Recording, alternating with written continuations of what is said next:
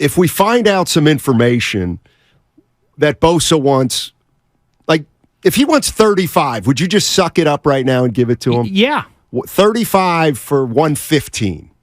3 years for 115. And I know three's probably get more than that. It's probably gonna look, I think 105, 105. Well, it's tough in the NFL because some of it's you get the number and then the number's not the real number. You get the fully guaranteed number later. Right. I'm of the belief that if he wants more than Donald's 31.7, I think that's more than fair. He different position but younger, and again, you're paying Nick Bosa based on what he's already done, but you're also paying Nick Bosa on what he's going to continue to do because Nick Bosa this is Nick Bosa's second contract. It's his first real contract off of the rookie deal. So this is the you're going to pay me contract. So you're paying Nick Bosa as a projected future Hall of Famer. Like that. So if he wants people, Aaron Donald's this and that. Yeah, Aaron Donald's a future Hall of Famer. Absolutely, and a Super Bowl champion.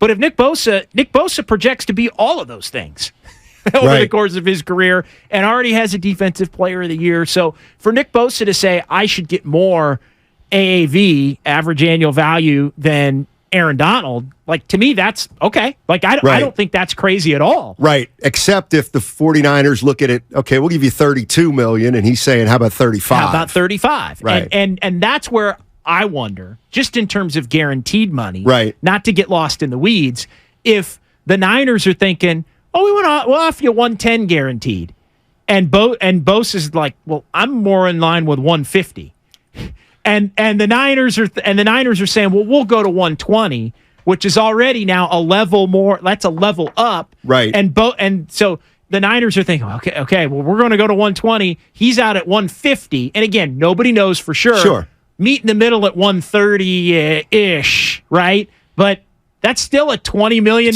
difference if Bosa really is hell-bent on having that bigger number. And so I can see, while the details haven't leaked out, I can see where maybe there is a more significant impasse than, it's 120 for the Niners and 130 for Bosa. Why don't they meet in the middle at 125? Or it's 110 to 125. Why don't they meet at 117? Like, to me, that I don't feel like that's where it is, because it would be closer to being done if that's where it is. I agree. It doesn't get this far unless there's something significant, a significant variation of what each side wants. I'm interested to see what 49er fans, who are you kind of blaming for this right now? And the one thing I was telling JD before the show is when the Warriors started their season last year, if you remember, Draymond Green talked about getting a max extension right before training camp started. Then, of course, we found out Bob Myers was on the last year of his deal and he didn't have a contract. And then Jordan Poole got punched by Draymond Green. And then third of the way through the season, Andrew Wiggins misses 2 months of the season for a personal reason. And at the beginning of the season, JD, I was like, it just is not setting up right. I don't. Draymond's worried about his money. Myers probably not coming back. I'm asking 49er fans if this has the same kind of feel as the Warriors season.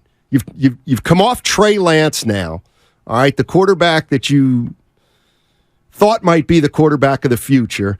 You talked him up for 2 or 3 years, talking about his improvement, never once kind of acknowledging that he wasn't working out, but we all knew it wasn't the greatest situation.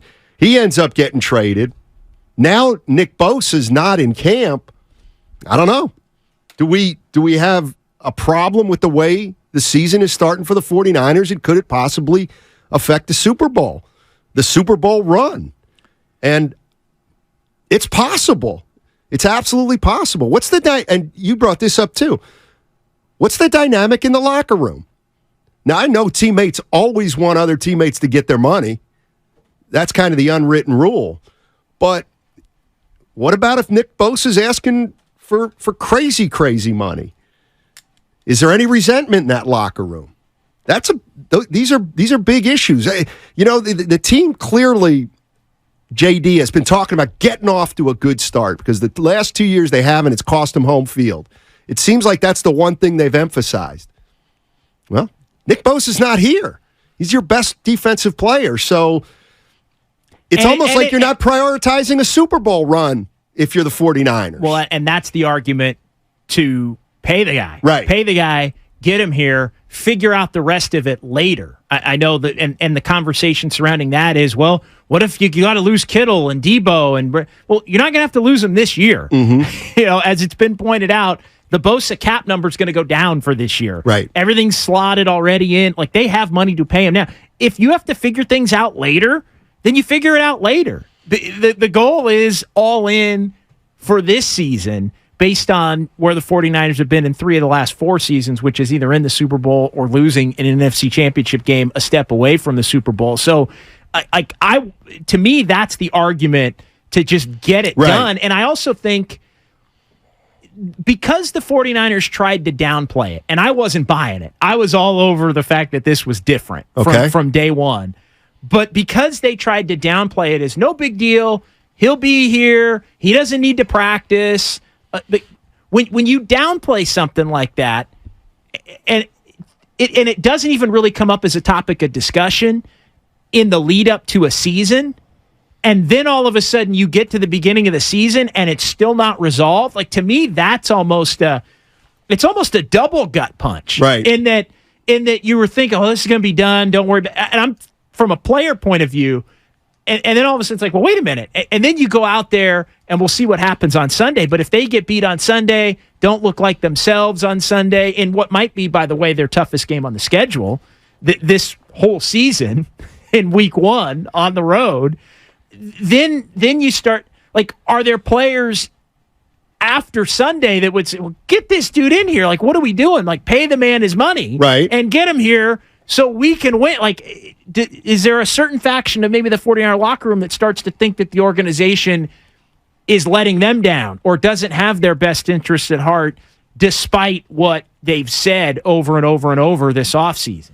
And the other part of it could be, you're risking all of that. Is Bosa all in if he's not signing a contract that looks exorbitant? 888-957-9570. Are you blaming the Niners for this right now? I mean, it's hard not to. And I'm already getting this. Getting this on Twitter. All right. $35 million per year, JD. Hell no. Multiple past injuries, no playoff sacks, $35 million per year. Hell no, not worth it. But then this person adds $32 million per year. Well, 32 is okay, but 35 is not. Right. No, $110 million. This person said $110 million guaranteed. Like that $110 million guaranteed feels low.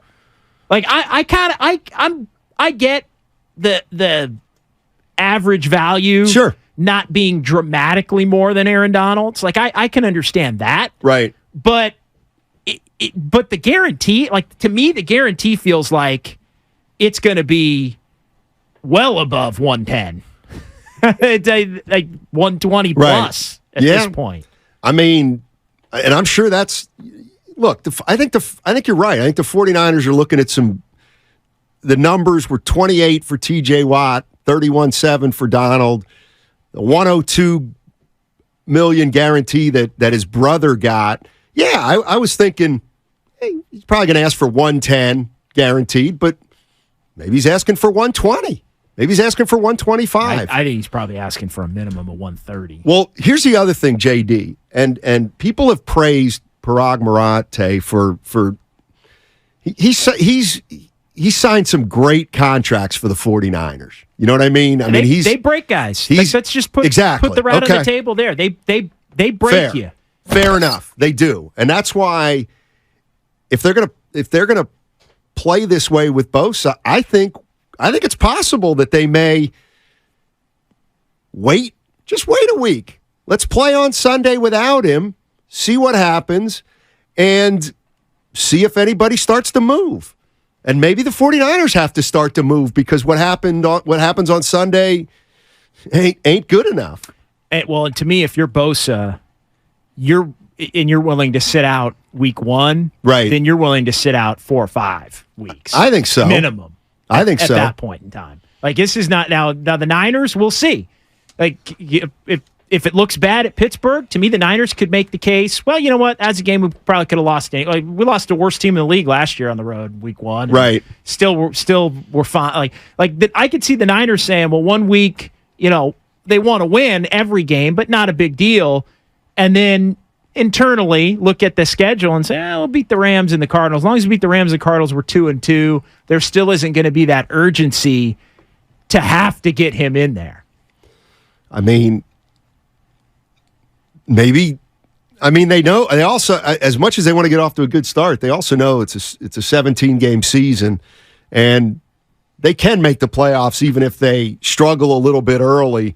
I find it hard to believe because this was their move. I mean, this was the biggest move they had to make this offseason. Just get Bosa under contract and get him in here for week 1, and they haven't done it. And I think